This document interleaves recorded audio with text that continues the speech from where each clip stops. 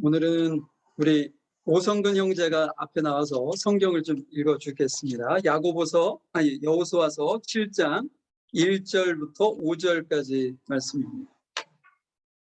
여호수아서 7장 1절부터 5절까지 말씀입니다.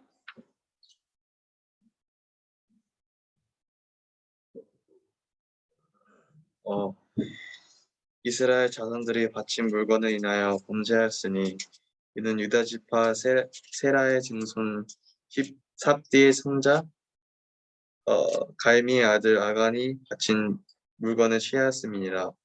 여호와께서 이스라엘 자손들에게 진노하시니라. 여호수아가 여리고에서 사람을 베델 동편 바다 왼 곁에 있는 아이로 보내며 그들에게 일러 가로되 올라가서 그 땅을 정탐하라 하매 그 사람들이 올라가서 아이를 정탐하고 여호수아에게로 돌아가서 그에게 이르되 백성을 다 올라가게 말고 2-3천 명만 올라가서 그 아이를 치게 하소서. 그들은 소순히 모든 백성을 그리로 보내어 수고롭게 마소서 하므로 백성 중 3,000명쯤 그리로 올라갔다가 아이 사람 앞에서 도망하니 아이 사람들이 그들의 36인쯤 죽이고 성문 앞으로부터 스바림까지 쫓아와서 내려가는 깃달에서 쳤으므로 백성의 마음이 녹아 물같이 된지라. 감사합니다.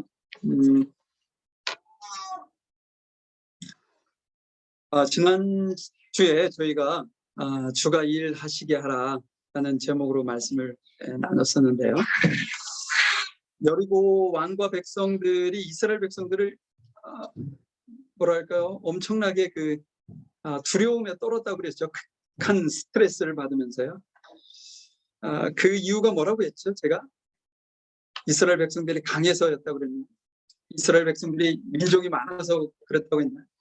좋은 무기가 있기 때문에 그렇다고 그랬나요? 아니었습니다. 그들의 고백이 뭐라고 했냐면 홍해를 가르치니 그 강한 애굽인을 물리치고 구원하신 하나님, 또한 아모리 족속을 이긴 하나님, 그 모든 것을 하신 하늘의 하나님, 땅의 하나님이신 여호와 하나님께서 이스라엘 백성들을 돕고 계신다. 그 믿음을 그들이 가지고 있었기 때문에 그들이 두려워했었다는 거죠. 더 막강한 군사력을 가지고 있고 튼튼한 성을 가지고 있었기 때문에 시간만 끌면 웬만해서는 지지 않는 게임인데도 불구하고 그들이 그렇게 두려워할 수밖에 없었던 것은 하나님께서 도우신다는 믿음이 있었기 때문에 그것이 두려웠던 거예요. 하나님께서 돕고 계신다. 그것이 곧 하나님께서 일하고 계신다라는 의미라고 제가 지난주에 말씀을 드렸던 거예요. 하나님께서 언제 그러면 일하시느냐. 지난주에 제가 우리가 순종할 때 일하신다 말씀하셨죠. 우리는 순종하고 하나님께서는 일하시고. 오늘 말씀은 어떻게 보면 지난주의 말씀의 예가 될 수 있습니다. 우리가 순종할 때 하나님께서 일하신다.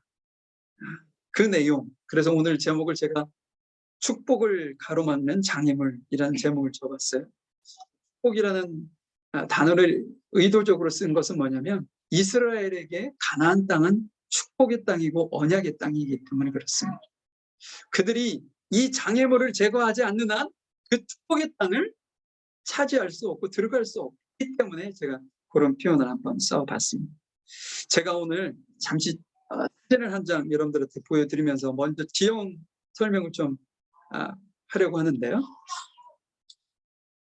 여러 차례 말씀드렸을 거예요.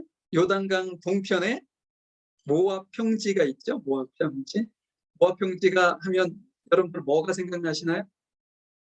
기억하실런지 모르겠는데 창세기, 출애굽기, 레위기, 신명기, 민수기 중에 그 배경이 되는 책은 어떤 건가요? 신명기죠. 신명기서의 배경이 되는 장소입니다. 그곳에서 모세는 다시 율법을 가르쳤어요. 두 번째 율법을 선포한 거죠. 그 대상은 누군가요? 출애굽한 이후에 광야에서 태어난 광야 2세대. 왜 1세대는 어디 갔고요?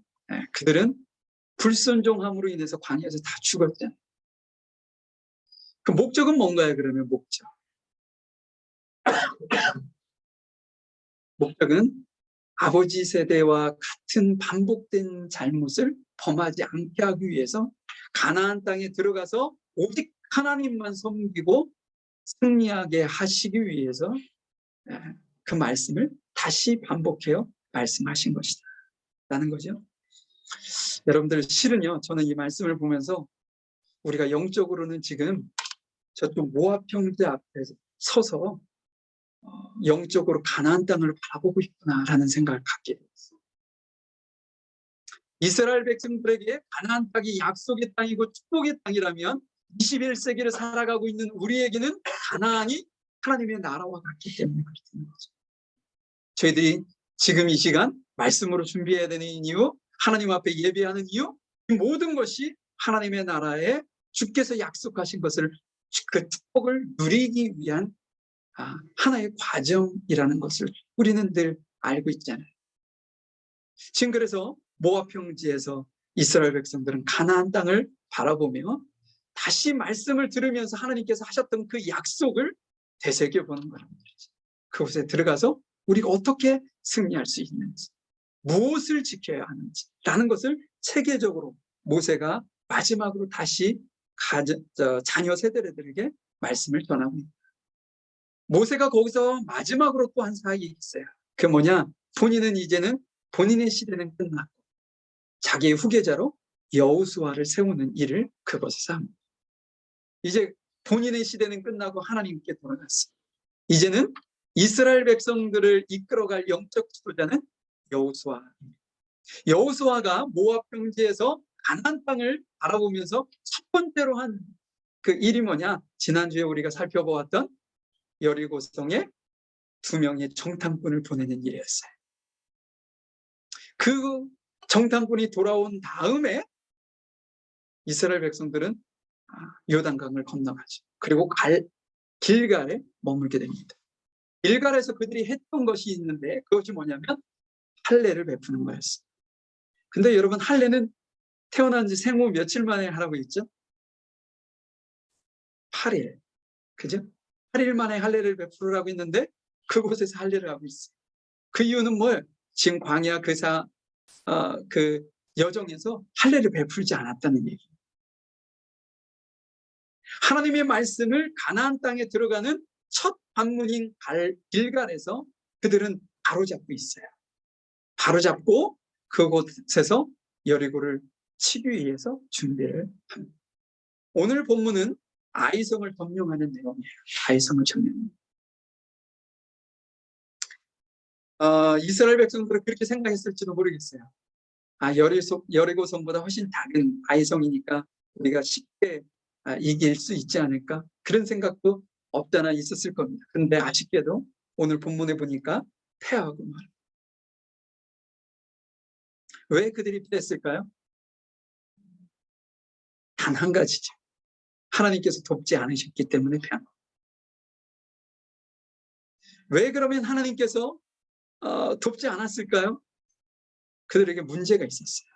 해결하지 않으면 안 되는 문제가 있었습니다. 그 문제를 해결한 다음에서야 아이성을 이스라엘 백성들이 점령했었거든요. 자, 그래서 오늘 제가 이렇게 좀 길게 설명한 이유는 이 문제에 대해서 여러분들에게 말씀을 드리려고 했다. 아이성을 왜 이스라엘 백성들이 점령하지 못했냐? 그것은 이스라엘 백성들이 가지고 있는 잘못, 문제가 있었기 때문이라는 거예요. 해결해야 될 문제. 그 문제가 뭐냐? 축복을 가로막는 장애물입니다. 우리에게 제거되지 않으면 하나님께서 주시는 축복을 충분히 누리지 못하게 만드는 장애물. 그것이 이스라엘 백성들이 지금 가지고 있는 문제였던 거죠. 자, 오늘 본문을 보면서 그것이 무엇인지 좀 잠깐 살펴보려 합니다. 1절 말씀을 한번 보도록 하죠. 그러니까 쉬운 성경을 준비했어요. 읽기는 개역개정으로 있고요. 자, 쉬운 성경으로 제가 PPT도 준비했는데요. 보시면서 같이 보도록 하겠습니다. 그러나 이스라엘 백성은 여리고성을 점령할 때 어떤 물건도 가지지 말라는 여호와의 말씀을 어기는 죄를 지었습니다. 유다 지파의 세라의 아들인 삽디의 손자이며 알미의 아들이었던 아간이 여호와께 바쳐야 할 물건 중 몇 가지를 가졌던 것입니다. 그래서 여호와께서 이스라엘에게 크게 화를 내셨습니다. 이 말씀은 그들이 아이성으로 나아가서 전쟁을 벌이겠지만 그들이 질 거야 라는 것을 암시하는 내용이기도 합니다.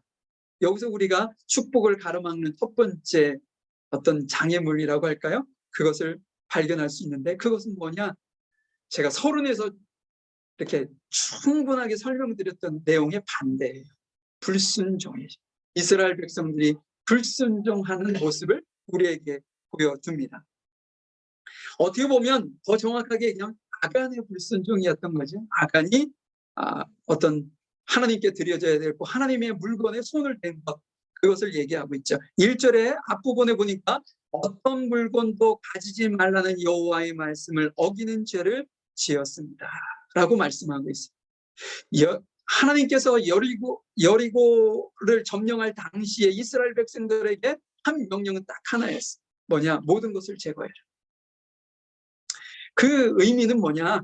그것은 우상이 떠들어 있는 곳이란 말이에요. 그래서 하나님께서 그것을 점령하면서 우상과의 단절을 의미하듯이 그 모든 것을 제거하기를 하나님께서 명령하셨던 것이죠. 그런데 21절에 보니까요, 아간이 어떤 것에 탐이 났냐면 그 아름다운 외투가 있었어요. 외투. 그 외투 한 벌하고 은 200세겔하고 금 50세겔을 자기의 장막 안에 몰래 숨겨 놓았던 거죠. 21절에 보니까 뭐라고 했냐면 탐했다라고 했어요. 그것이 갖고 싶은 마음이 생긴다. 이 표현을 쓰고 있거든요. 하나님께서는 그것을 보고 계셨어요. 아간이 남들 몰래 그것을 살짝 훔쳐서 아무도 모르는 사이에 자기의 장막에 숨겼지만 누구는 보셨다고요? 하나님은 보셨다는 거예요. 그래서 이스라엘 백성들이 아이성과 싸워서 패해서 거기서 36명의 사람이 죽어가는 안타까운 그 상황을 하나님께서 막지 않으셨어요. 돕지 않으셨다는 거죠. 오늘 이 말씀에서 이 죄를 범하였다라는 이 표현이요, 우리가 생각하는 그냥 뭐랄까요, 사람들 돈이나 조금 훔치고 이런 절도 정도의 모습이 아닙니다. 하나님께서는 어떤 시각으로 그 모습을 보았는지 제가 한번 좀 설명을 드려볼게요. 왜냐하면 이 단어가 사용된 쓰임새 때문에 그렇습니다. 이 단어가 쓰이는 쓰임새는 어떤 거냐면요, 어떤 단순히 물건을 훔쳤을 때 그것이 아니라 언약을 깨트린 사람의 행위를 평가하는 단어거든요. 뭘 깨트린 사람의 행위예요? 언약을 깨트린 행위. 만약에 이것을 부부의 관계로 본다면 부부가 우리 결혼할 때 언약을 맺잖아요. 그죠? 그 언약을 깨트리는 계약이, 혼인 계약이 파괴되는 죄, 그런 죄가 뭐가 있을까요? 뭐 예를 들어서 간음한다든지. 이 모든 것이 다 그런 어떤 결혼을 파기할 수 있는 죄인데, 그러한 죄처럼 하나님의 눈에는 보여졌다는 거예요. 뭔가 물건 훔친 정도로 생각하지 않았다는 거죠. 그렇기 때문에 하나님께서는 아간의 이 죄를 이스라엘 백성들과 하나님 사이에 맺었던 그 언약을 깨트린 심각한 죄로 보았기 때문에 이스라엘 백성들이 아이성하고 싸워가지고 36명의 사람이 죽었음에도 불구하고 그것을 그냥 돕지 않고 그냥 두셨다는 사실입니다. 불순종은 우리가 하나님 앞에 누려야 할 축복을 받지 못하도록 가로막는 장애물이라는 사실을 여러분들이 꼭 기억하실 수 있기를 바랍니다. 여러분들 사울왕 아시죠? 이스라엘의 초대 왕 아닙니까? 근데 이스라엘의 초대 왕이었던 사울은요, 맨 처음에는 참 겸손한 사람이었어요. 키는 크고 몸은 건장했지만 이렇게 숫기도 별로 없고요. 근데 시간이 지나면 지날수록 그에게는 교만한 마음이 들어왔고요. 하나님의 말씀에 불순종하기 시작합니다. 아주 큰 사건 두 가지가 있는데 그 중에 하나가 어떤 사건이냐면 아말렉과의 전쟁 사건이에요. 하나님께서 아말렉과의 전쟁에서도 오늘 말씀하신 것처럼 이렇게 모든 것을 제거하라고 말씀을 하셨어요. 그런데 사울이 그렇게 하질 않았습니다. 순종하지 않았습니다. 선지자가 가서 책망하는 그 책망에 사울은 변명만 할 뿐입니다. 어떻게 변명했느냐? 하나님, 이게 제가 욕심부려서 제가 갖고 싶어서 그런 게 아니었어요. 이건 하나님께 드리려고, 이게 너무 버리기에는 아까운 정말 실한 소도 있고 귀한 것이기 때문에 이것을 하나님 앞에 제사 드리려고 죽이지 않고 가져온 겁니다 라고 변명을 한 것이었죠. 회개하지 않고 자신의 어떤 정당성을 변호하는 데만 급급했습니다. 이때 하나님께서 뭐라고 하셨어요? 아주 유명한 거죠. 순종이 제사보다 낫다. 너희가 아무리 귀한 것을 내게 드린다 해도 너희가 내 말에 순종하지 않는다면 그것은 아무런 의미가 없다 라는 말씀을 하고 있어요. 그래서 하나님께서는 우리에게 순종할 것을 명하는 거죠. 21세기를 살아가고 있는 우리에게 하나님께서 호련히 나타나셔서 무엇인가 말씀하시는 일은 거의 없습니다. 그 대신에 우리에게는 성경을 주셨죠. 우리가 하나님의 말씀을 부단히 읽고 그 말씀을 묵상하고 그 말씀 속에서 우리에게 하시는 그 주님의 음성을 우리가 들어야 하는 것이죠. 그랬을 때 우리는 말씀에 순종한 삶을 살아갈 수 있어요. 이스라엘 백성들이 불순종했을 때 하나님의 축복을 가로막는 장애물이 되었다는 사실을 여러분들이 꼭 기억하실 수 있기를 바랍니다. 이 같은 아간의 죄를 여호수아는 몰랐어요. 그래서 여호수아가 아이성으로 정탐꾼을 보내게 됩니다. 정탐꾼으로 갔던 그들이 얼마가 지나지 않아 다시 돌아오게 되죠. 돌아와서 어떤 일이 있는지 한번 3절의 말씀을 보도록 하겠습니다. 3절 말씀입니다. 얼마 후 여호수아에게 돌아온 그들이 말했습니다. 아이에는 우리와 싸울 사람이 얼마 되지 않습니다. 백성 모두를 내보낼 필요는 없습니다. 2,000명이나 3,000명만 보내서 아이성을 공격하게 하십시오. 우리 백성 모두가 나가서 수고할 필요는 없습니다. 여러분, 정탐꾼 하면 생각나는 사건이 몇 있지 않아요? 오늘 사건 말고 지난주에도 사건이 있었죠. 여리고에 보내는 정탐꾼. 그리고 아주 대표적인 정탐꾼 이야기가 있죠. 가데스 바네아에서 가나안을 정복하기 위해 정탐하기 위해서 12명의 정탐꾼을 보내는 사건이 있었잖아요. 이 사건을 통해서 이 세 가지 어떤 사건을 여러분들이 잘 생각해 보면 이 정탐꾼의 역할이 얼마나 중요한지 모릅니다.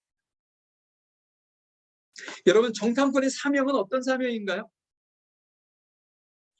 정탐해야 되는 곳에 가서 그곳에 있는 정보를 잘 수집하고 돌아와서 전달하는 역할이 이 정탐꾼의 역할입니다. 자신들의 어떤 생각이나 판단, 그건 중요하지 않아요. 그 판단과 결정은 누가 하느냐? 리더들이 듣고서 판단할 일이기 때문에 그렇습니다. 자, 제가 빠르게 이 세 가지 사건이 있잖아요. 세 가지 사건의 정탐꾼들의 어떤 그 사명을 어떻게 감당했는지 그것을 한번 간단하게 제가 한번 비교해 드릴게요. 세 가지 사건의 정탐꾼이 다 다른 역할을 했기 때문에 그렇습니다. 먼저 여리고 성에 정탐꾼 2명이 있었어요. 그들이 갔다 와서 어떻게 했나요? 정보를 잘 전했어요. 라합이 고백했던 모든 것을 고스란히 여호수아에게 전달합니다. 그러니까 어떻게 보면 그 정탐꾼의 사명을 잘 감당한 것이죠. 두 번째, 가데스 바네의 12명의 정탐꾼은 어땠나요? 그들도 가서 가나안 땅을 쫙 둘러보니까 정말 하나님께서 말씀하신 것처럼 젖과 꿀이 흐르는 땅이다. 그래서 포도 송이를 짊에 메고 왔잖아요. 그래서 정보를 잘 전달한 것은 아주 잘한 것이요. 그런데 여리고의 정탐꾼과 한 가지 다른 점이 있습니다. 뭔가요? 12 정탐꾼은요, 다녀와서 자기의 의견, 자기의 생각을 이야기하기 시작합니다. 정보를 수집한 것을 전달하는 것이 사명인데 거기에서 선을 넘어서 우리가 그곳에 가면 우리는 메뚜기만도 못해서 그들을 올라가면 죽습니다. 올라가면 안 됩니다. 라는 자신의 생각을 이야기하죠. 그 이야기가 어떤 결과를 낳았는지 여러분들 잘 아실 겁니다. 이스라엘 백성들의 생각이 흩어지기 시작했어요. 분란이 일어나고 두려움이 쌓이기 시작했어요. 그래서 하나님을 의심하고 그 죄로 인해서 어떻게 하죠? 40년의 광야 생활을 통해 죽임을 당하게. 어찌 보면 그들의 단 한마디의 정탐 보고에 자신의 의견이 결국 그러한 돌이킬 수 없는 그런 원인 제공을 했다는 것이죠. 반은 잘했고 반은 못했어요. 그럼 오늘 아이성의 정탐꾼은 어떤가요? 최악입니다. 첫 번째, 정보 수집이 그들의 사명이라고 했잖아요. 정보 수집이 맞았나요? 이 사람들이 얘기하기를 그곳에 가는 싸울 뿐이니 별로 없습니다. 그렇기 때문에 우리가 다 올라갈 필요 없습니다. 라는 것이 그들의 정보 수집 결과였잖아요. 그런데요, 여러분, 여호수아 8장 25절을 보니까요, 그곳에는 12,000명이 사는 도시였다고 되어 있어요. 잘못된 정보를 전달한 거죠. 그리고 또 한 가지가 있는데 자신의 의견을 개진했어요. 뭐라고 했냐? 우리 2, 3천 명만 올라가도 충분히 싸워서 이길 수 있습니다. 다 올라가지 맙시다.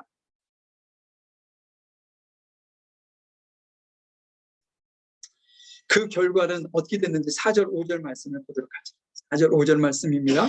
그래서 약 3천 명가량이 아이로 갔습니다. 그러나 그들은 아이 사람들에게 패하여 도망쳐 왔습니다. 5절, 아이 백성은 이스라엘 사람들을 뒤쫓았습니다. 그들은 성문에서부터 스바림까지 이스라엘을 뒤쫓았습니다.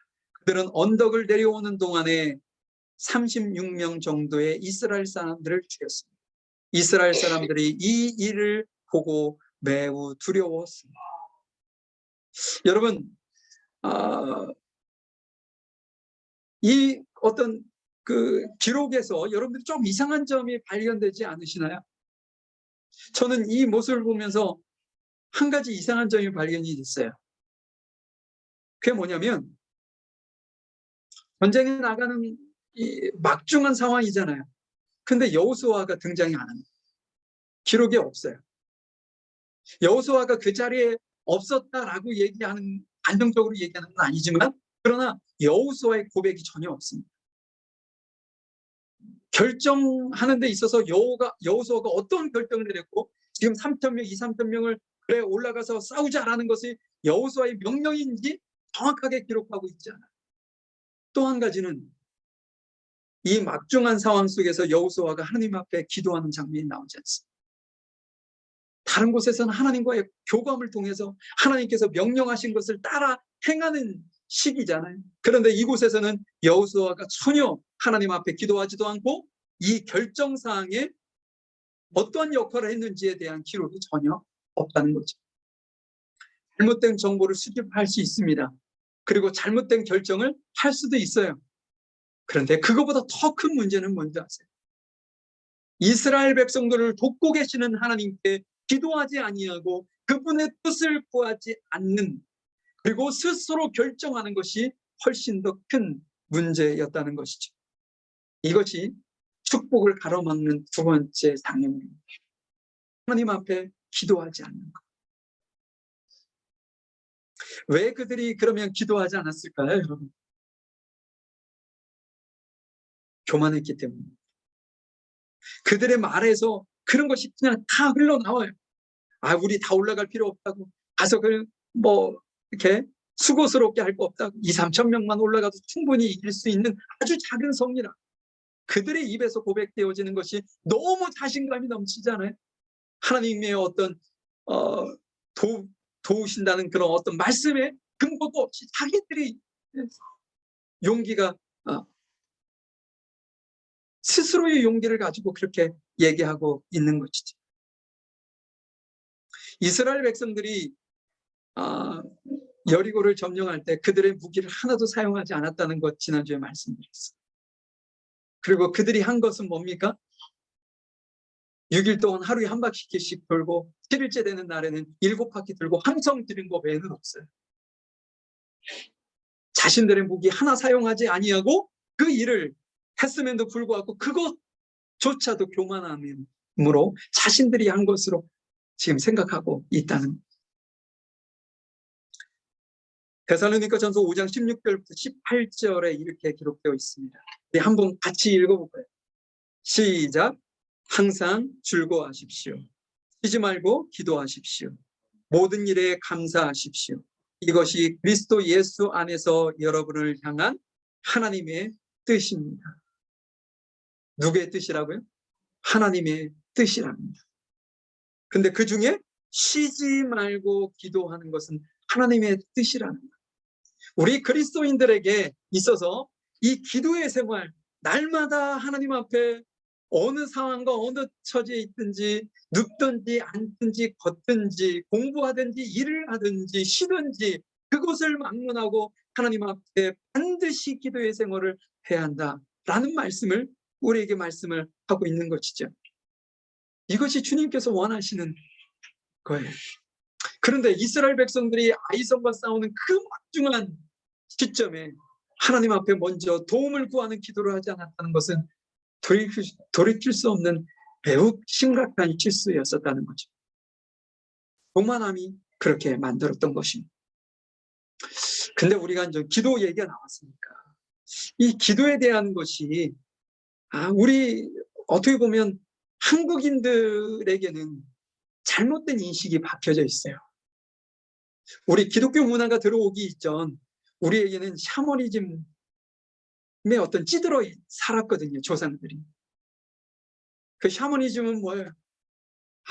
열심히 막 지성을 드리면, 지성이면 감천이라고, 내가 얼마만큼 지성을 드리냐에 따라서 신께서 마음에 감동을 하셔서 내게 응답하실 거야. 이거 아니에요?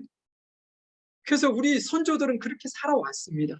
그런데 그런 바탕 위에 기독교가 들어왔어요. 기도를 어떻게 오해를 하냐면 이 샤머니즘적으로 기도를 한다는 거죠. 내가 열심히 끊임없이 40일을 아니면 100일을 하나님 앞에 시간을 정해놓고 기도하면 하나님께서는 반드시 내 기도에 응답하실 거야 라는 생각이라든지, 아니면 그런 거 있잖아요. 제가 이렇게 기도하는데 이것이 하나님의 뜻이면 어떤 일이 갑자기 일어나게 해달라는, 그것을 증거 삼게 해달라는지, 그런 기도가 있긴 했었었죠. 그 사사 시대에 그 기도원이 그런 기도를 하긴 했습니다. 그러나 그게 성경적 기도는 아닙니다. 하나님께서 그것을 기뻐하셔서 그래, 그 기도는 그렇게 하는 거야 라고 칭찬하시는 것이 아니라 그의 믿음의 연약함, 의심하는 마음을 하나님께서 오히려 책망하신 부분이에요. 근데 우리는 그것을 기도의 방법으로 사용하고 있다고. 가다가 돌부리에 걸려서 넘어졌는데 앞으로 넘어졌는데 뒤통수가 깨지면 이건 하나님의 뜻이야, 이런 식이죠. 근데 그런 일이 있을 수 있습니다, 여러분. 그렇잖아요. 분명히 있을 수 있어요. 근데 그것을 거기다 하나님의 뜻을 대입하는 건 아주 위험한 것이다. 그러면 우리가 하나님께 기도하고 하나님의 뜻을 어떻게 분별할 수 있느냐? 말씀이죠, 말씀. 우리가, 여러분, 내가 하나님께 하나님의 뜻을 구하기 위해서 하루에 1시간씩 기도합니다. 라면 여러분들에게 반드시 해야 되는 것이 또 있어요. 성경도 1시간을 읽으셔야 돼요. 그래서 성경에서 내게 뭐라고 말씀하시는지, 하나님께서 내게 뭐라고 지금 응답하시는지를 귀를 기울이는 것이 필요하다는 거예요. 여러분 기도하실 때 어떻게 하시나요? 1시간을 기도하면 여러분 1시간 동안 여러분들 입으로 내뱉자. 여러분들의 생각을 하나님 앞에 쏟아내지 않아요. 기도하시면서 하나님의 음성을 들으려고 1시간 내내 앉아 계시고 눈을 감고 하나님을 생각하면서 기도하시는 분 거의 없습니다. 마치 기도는 내가 가지고 있는 생각, 내가 소원하는 것을 하나님 앞에 원 없이 쏟아붓는 것으로 착각을 하고 있다는 거죠. 그러다 보니까 내가 얼마만큼 내 뜻을 관철하느냐에 따라서 저는 하나님의 뜻을 하나님께 기도해서 응답을 이렇게 많이 받았습니다. 라고 자신의 기도의 응답을 측정하는 수단으로 사용하고 있단 말이죠. 근데 성경은 그렇게 말씀하고 있지 않습니다. 우리가 기도할 때 기도하는 만큼 하나님의 말씀을 듣기 위해서 성경을 깊이 있게 묵상하는 시간이 그만큼 또 필요한 거예요. 그랬을 때 하나님께서 샤머니즘적으로 우리에게 말씀하셔서 내게 뜻을 주신다, 그런 거 말고, 나는 내가 원함이 있어서 하나님 앞에 기도했더니 내가 기도할 때마다 내 마음이 너무나도 편합니다. 이것이 하나님의 뜻인 것 같아요. 여러분, 내가 뜻을 정해놓고 그 문제를 놓고 기도해요. 근데 하나님께서 야 그건 네 뜻 아니야 하면 불편하겠어요? 마음이 편하시겠어요? 불편하죠. 그렇지 않아요? 그 뜻을 따를지언정 내 마음은 좀 불편합니다. 왜? 내가 뜻을 정해놨기 때문에. 근데 내가 뜻을 정해놓고 하나님 앞에 기도했는데 내 마음이 편합니다. 그렇기 때문에 하나님의 뜻인 것 같아요. 그럼 무슨 의미예요? 자기 뜻이 옳다고 얘기하는 것과 다르지 않습니다. 그렇게 하나님의 뜻을 결정하거나 판단하면 안 된다는 거죠. 아예 하나님의 뜻을 얘기하지 않으면 좋겠어요. 저는 개인적으로. 그냥 내가 그것을 하고 싶어서 해 라고 얘기를 하면 그럴 텐데, 내가 하고 싶은 것을 하면서 거기서 자꾸만 하나님의 뜻을 얘기한단 말이에요. 이게 하나님의 뜻이기 때문에 내가 이렇게 하고, 이게 하나님의 뜻이기 때문에 내가 어디를 가는 거고, 이런 식의 얘기를 해서 하나님을 자신을 내 어떤 행동을 변호하는 정도로 하나님의 뜻을 우리 기독교인들이 남발하는 게 아닌가 싶습니다. 사랑하는 성도 여러분, 우리가 하나님께서 주시는 축복을 가로막는 2가지 장애물을 여러분께 말씀드렸습니다. 첫 번째는 불순종이었습니다. 불순종. 내 생각이 괴리가 있고 차이가 있고 하나님의 말씀을 따르면 좀 불편하고, 여러분 그럴지라도 말씀에 순종하십시오.